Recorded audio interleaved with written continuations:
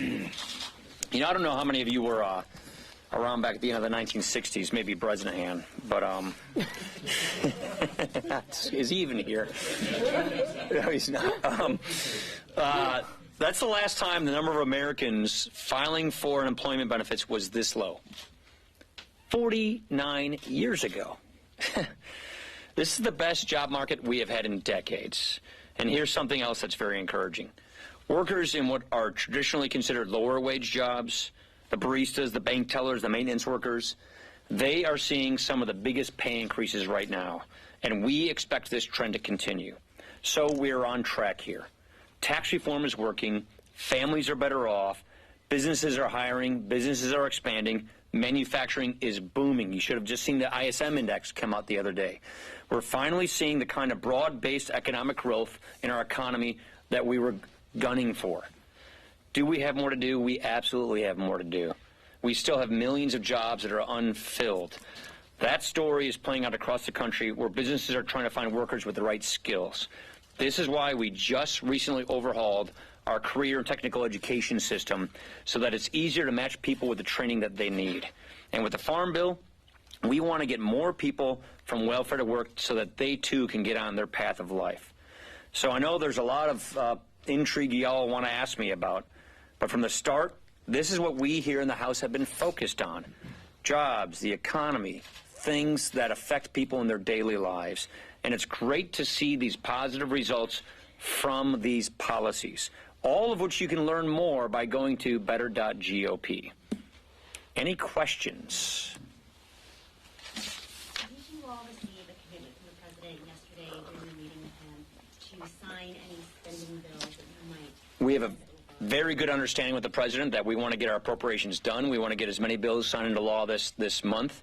And we have a very good agreement and understanding that we're going to keep government funded. How about some folks I haven't called on in a little while? Who are you with? I'm Haley Bird with the Weekly Standard.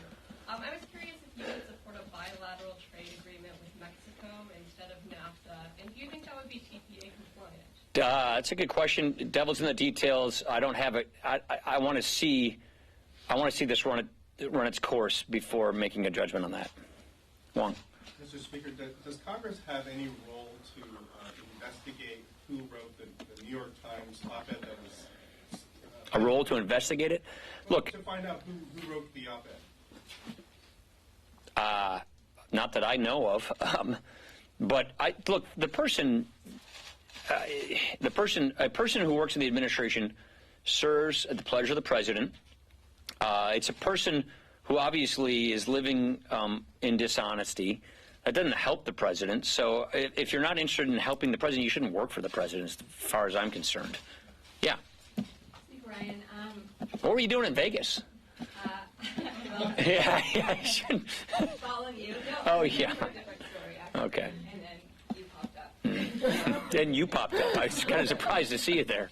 So it is my hometown now.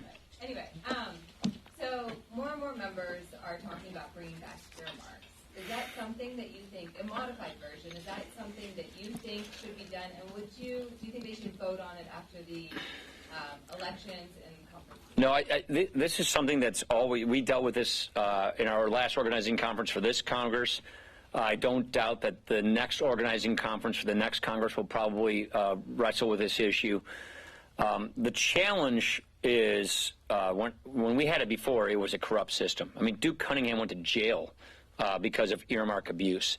So my experience with the earmarks was an abusive process. Where I think some compelling points have been made is in the executive branch versus the legislative branch and the power of the purse and the Constitution. But that doesn't mean things that direct money to private sector entities, to for-profit entities.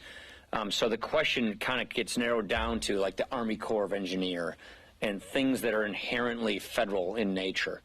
That's where this debate is kind of moving to. We have not settled this debate.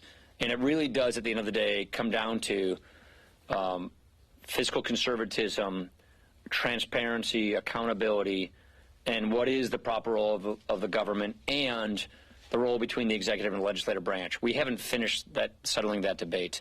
And I think the next organizing conference will probably have to wrestle with this. Yeah. Any comment on the new DHS policy just announced, a proposed rule which would allow for the indefinite detention of immigrant children with their parents? Just heard about it this morning. My position's been really clear about this. We should not be separating people at the border. I believe that that's what the administration also agrees. From the people I've spoken with in the administration, we shouldn't be separating families at the border. Yeah. Thank you, Mr. Speaker. I'm wondering, you guys want to pass Tax Form 2.0 before the election.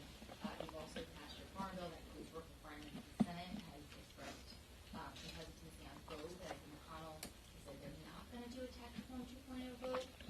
What are you doing to talk to your senator counterpart right now about this? Are you pushing them to include these work requirements? How confident are you?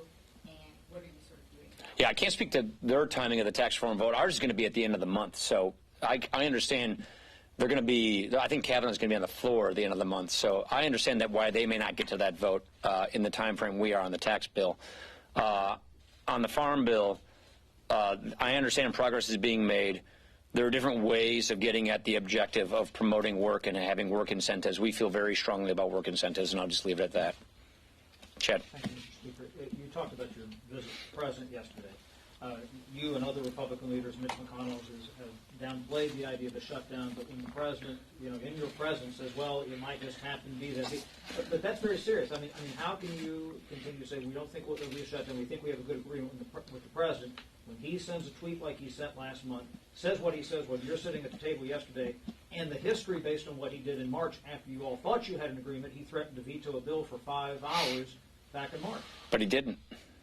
But at the end of the day, so why do you think that? I mean, is that just how he plays ball? I mean, you say, all right, that's just how he rolls? Yeah.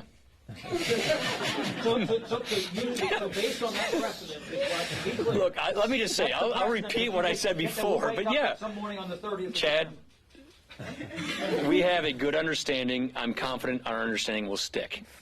On a related note, you now have Republican senators, folks inside the White House, expressing concern on a near daily basis about the president's behavior, his morality, his understanding of basic policy. How long can you, as Speaker, legitimately pretend that you're unconcerned, unaware of... I don't concern I'm unaware about anything, but what I concern myself about are the results of government.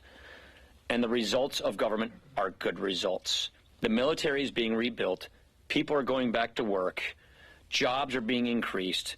People's lives are being improved. We're going to put another great judge on the Supreme Court if things go as planned. These are good results for government. I know the president is very unconventional. I know his tweeting and unconventional tactics bother people, but the results of government are good results. And what are we're in a different branch of government, and our branch of government is in charge of making sure that we pass good laws that improve people's lives. And guess what? We're passing good laws that improve people's lives. This is our knitting, and that's why we're sticking with our knitting, because that is making a positive difference in people's lives. If it was a Democratic president, wouldn't you be launching investigations right now? Wouldn't you be very concerned? There are, how many investigations are on right now? And look, with respect to those other ones, and I've said this before, and this wasn't your question, those investigations are continuing. The special counsel should do his job, and he is doing his job, and we're supporting that.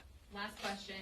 Christina. The swearing-in of Senator Kyle has ignited some speculation that the Senate might vote again on repealing the ACA. Senator McConnell has poured a little bit of cold water on that, but is that something that you would advocate for? Haven't discussed it. I'm a big believer in John Kyle. I love the man. I think he's a great guy. I think he'll be a great senator, but I haven't even broached that. So it hadn't even been brought to my attention. So, of course I want to pass it, but I've always wanted to pass that bill, but I don't know that we could, I can't imagine. Well, I haven't even thought about it. So, thanks.